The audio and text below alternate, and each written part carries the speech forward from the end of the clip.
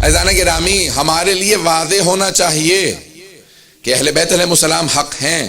آج ہمارے لیے واضح ہے اور ان کا دشمن ہمارے لیے کوئی اہمیت نہیں رکھتا. ہمارے دلوں میں نرم گوشہ ہی نہیں ہونا چاہیے، جسے سافٹ کارنر کہا جاتا ہے. اور اگر سافٹ کارنر ہے تو اپنی دوبارہ سے اپنے آپ کو اینالائز کیجئے. شاید میں کہیں ایمان میں ڈگمگا تو نہیں رہا ہوں. یہ خود تذبذب کا شکار انسان کو کتنی ہی پریشانیوں میں مبتلا کر دے گا.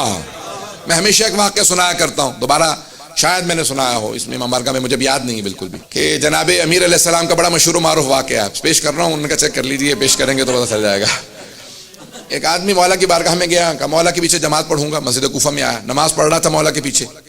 تو کھانے کا سامان لے کے گھر جا رہا تھا. آج کے زمانے کی طرح سے نہیں تھا کہ ہر چیز پیک ہوتی تھی. آج تو ہر چیز پیک ہے نا، وہ ڈبے میں ہوتی ہے. وہ پرانا زمانہ تھا، کھانا کھلا ہوا تھا. تو اس نے مسجد کے باہر رکھا کہ میں جلدی سے نماز پڑھوں گا، باہر آؤں گا. اس میں ایک دہی اس نے لے رکھی تھی اور وہ اس نے باہر رکھی مسجد کوفہ کے باہر. نماز پڑھ کے باہر نکلا، دیکھا بھی دہی کے اوپر ایک نشان بنا ہوا. اس نے ادھر ادھر پلٹ کے دیکھا بھی ایک نجس العین کتا جا رہا ہے، اس کے منہ پہ ایک نشان ہے. اس نے کہا ہو نہ ہو کتے نے اس میں منہ ڈال دیا. اتنے میں جناب امیر علیہ السلام مسجد سے باہر آئے. کہا یہ دہی گھر لے جا، دہی پاک ہے. کہا یا علی آپ کو کیسے پتا؟ آپ میں حرام میں مجھ سے آگے تھے، میں پیچھے تھا جب میری نگاہوں میں نہیں آئی. نہیں توجہ ہے نہیں. یہ آپ کو کیسے پتا کہ دہی پاک ہے؟ مولا نے کہا شک نہ کر، جب میں کہہ رہا ہوں یہ دہی گھر لے جا، دہی پاک ہے. کہا یا علی یہ دہی پاک نہیں ہے، میرے سامنے بس ایک ہی نجس جانور تھا. اس نے فوراً دہی انڈیل دی، وہیں پہ سڑک پہ پھینک کے چلا گیا. مولا نے کہا کہ میرے پہ تو نے شک کیا ہے، مجھے اگر بات پہنچ رہی ہو، کہ اس کے اثرات تیری زندگی میں آئیں گے. ایفیکٹس ہوتے ہیں نا، جیسے بعض دوائی کھا لیتے ہیں سائیڈ ایفیکٹس ہوتے ہیں. امامت پہ شک کرنے کے بہت زیادہ سائیڈ ایفیکٹ ہیں، توجہ ہو.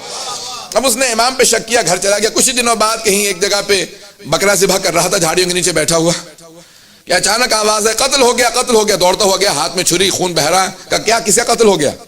تو ان کا قاتل تو ہی ہے، ہاتھ میں چھری ہے اور خون بہ رہا ہے. انہوں نے پکڑ لیا، کہا ہاں میں ہی قاتل ہوں. انہوں نے کہا یہ تو اب سارے اتنا بڑا مجمع ہے تو سارے مجھے ہی ماریں گے، مار کے جان سے مار دیں گے اگر میں انکار کر دوں.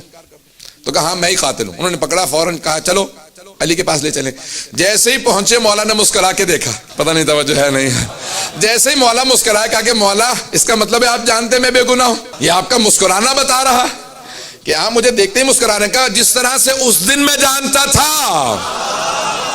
جو توجہ ہو، کہ جس طرح اس دن میں جانتا تھا کہ وہ دہی پاک تھا، توجہ کہ میں دہی پاک، میں تجھے کہہ رہا تھا کہ دہی پاک ہے، میں اس دن بھی جانتا تھا، آج بھی جانتا ہوں.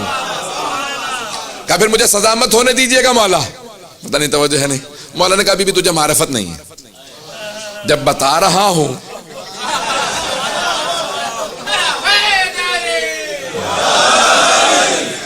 مولا نے کہا اتنا ذرا تھوڑا سا انتظار کر لے، اور انتظار کر، ابھی میرا بیٹا حسن مجتبی آنے والا. توجہ. مولا نے کہا میں تو جانتا ہوں لیکن میں تجھے سمجھانا چاہتا ہوں امامت کیا ہے، حجت خدا کون ہوتا ہے. ذرا تھوڑا انتظار کر. اتنے میں امام حسن مجتبی علیہ السلام تشریف لائے. مولا نے کہا کہ بیٹا آپ فیصلہ کیجئے، تفصیل میں نہیں جاؤں گا. مولا نے فوراً تمام کے تمام مومنین سے، جتنے بھی وہ کوفے کے لوگ تھے، مومن بھی تھے دوسرے بھی تھے، مولا نے کہا اس مقام پہ جاؤ، وہاں پہ ایک درخت ہے، درخت کے نیچے ایک بکرا رکھا ہوگا، اس کا گلا ذبح ہو چکا ہوگا، جو ہاتھ میں چھری ہے وہ اس کا خون ہے. اب وہ پریشان ہو کے کہنے لگا کہ مولا یہ تو آپ کے بیٹے کو بھی پتا ہے. مولا نے کہا یہی تو سمجھانا چاہ رہا ہوں، حجت خدا ایسا ہوتا ہے کہ جو حجت خدا ہو وہ ایسا ہوتا ہے کہ اس کے ذہن میں کبھی بھی کوئی شبہ نہیں آنا چاہیے. حجت سے متعلق کبھی ذہن میں شبہ نہ آنے دو. جب لوگ گئے تو کہا کہ مولا یہ واقعاً بکرا موجود ہے. تفصیل میں نہیں جا رہا، صرف اشارہ کرنا چاہتا تھا واقعے کی طرف. عزیزان گرامی آج جتنے حملے ہوں گے، اگر آپ کی عقل سالم ہے آپ دھوکہ نہیں کھائیں گے، کبھی دھوکہ نہیں کھائیں گے.